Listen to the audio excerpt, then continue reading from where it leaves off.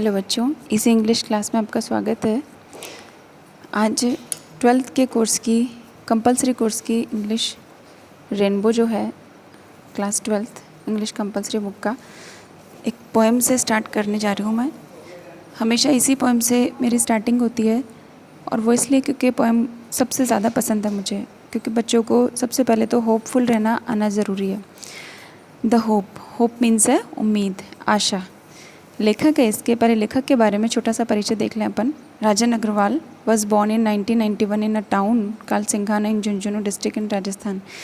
राजस्थान के झुंझुनू जिले के सिंघाना कस्बे में राजन अग्रवाल का जन्म 1991 में हुआ। He is budding poet and has published about 50 poems. वो उभरते कवि हैं और लगभग 50 पोएम उनकी पब्लिश हो चुकी है। Some of his poems have found place in the prestigious Oxford anthologies। उनकी कुछ पोएम्स को तो प्रतिष्ठित ऑक्सफोर्ड के एंथोलॉजी में भी स्थान मिला हुआ है।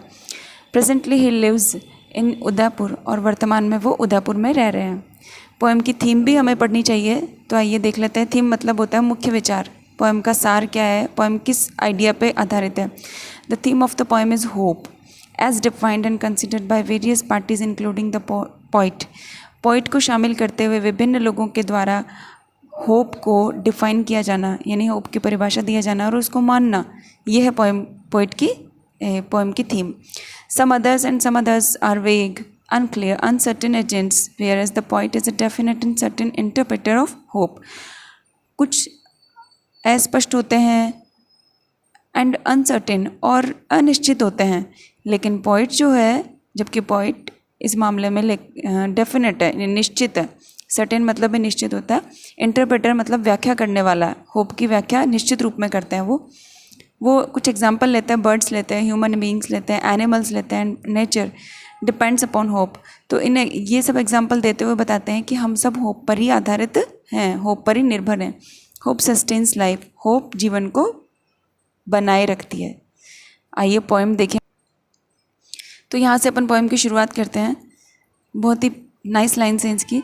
Hope is given different names. Hope को बहुत से नाम दिए गए हैं। सम कॉल इट एक्सपेक्टेशन, कुछ लोग इसे उम्मीद बताते हैं। एक्सपेक्टेशन मतलब उम्मीद, आशा करना। Other term it future relevance, तो कुछ लोग इसे भविष्य काल से जोड़ करके देखते हैं। Some others think it a major of benefaction, कुछ लोग ये सोचते हैं कि बेनिफिक्शन है मतलब कुछ अच्छा कार्य करने का मापन है होप। टू मी, मेरे लिए, hope is the creation of soul. मेरे लिए होप क्या है, आत्मा का निर्माण। अब ये मेरे लिए कौन होगा, मेरे लिए होगा लेखक, पोएट खुद है। वो अपने बारे में कह रहे हैं यहाँ पे कि मेरे लिए तो उम्मीद है आत्मा का निर्माण। हम सब के लिए होप एक अलग अलग वर्ड है, हम सब होप को अलग अलग शब्दों में समझते हैं। तो पोइट के लिए आत्मा का निर्माण है। दैट मेक्स अस फील प्लेजरसम, जो कि हमें हमेशा खुशनुमा बनाए रखती है। And leave with enthusiasm and glow, और एक उत्साह की और चमक की उछाल देती है, हमें छलांग देती है। यहाँ पर एक वर्ड है एंथुजियाज्म, पढ़िए इसे, एंथुजियाज्म। एंथुजियाज्म इसका अर्थ होता है उत्साह। एक अच्छा वर्ड है, आप सबको याद करना चाहिए। ग्लो मीन्स चमक। तो उत्साह और चमक की एक छलांग देती है हमें hope. In past we have survived on hope, भूतकाल में हम लोग होप पर ही जीवित थे। भूतकाल की बात यहाँ पर उस समय से जब हम लोग गुलाम थे, तो हमें कहीं ना कहीं उम्मीद थी कि एक दिन हमारा देश भी आज़ाद होगा, हम भी आज़ाद कहलाएंगे। We surmise of future because of hope, और इसी उम्मीद में हम लोग फ्यूचर के प्लान्स भी बनाते रहते हैं। होप किल्स नेगेटिविटी इनसाइड, ये लाइन भी बहुत शानदार है।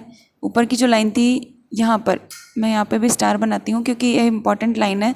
क्वेश्चन आया हुआ है बोर्ड में कि according to poet what is hope.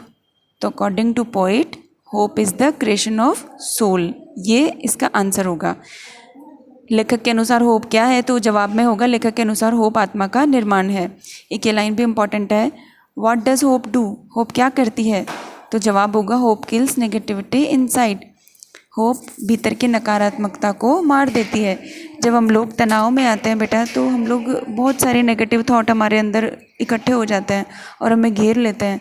तनाव में डबल टेंशन में आ जाते हैं हम लोग, एक तो कुछ प्रॉब्लम को लेकर के और फिर उन नेगेटिव थॉट को लेकर के। यदि हम होपफुल रहते हैं किसी पल में, कोई समझाए हमें या फिर हम खुद समझें, तो उस समय हमारी नेगेटिविटी दूर हो जाती है। एंड फिल्स अस विथ काम एंड क्वाइट, और हमारे अंदर शांति भर जाती है। होप जो है वो हमारे अंदर शांति भर देती है। Hope makes the bird fly, hope ही है जिससे पक्षी उड़ते हैं। ये पहला एग्जाम्पल, लेखक ने पहला एग्जाम्पल यहाँ पे लिया है बर्ड का।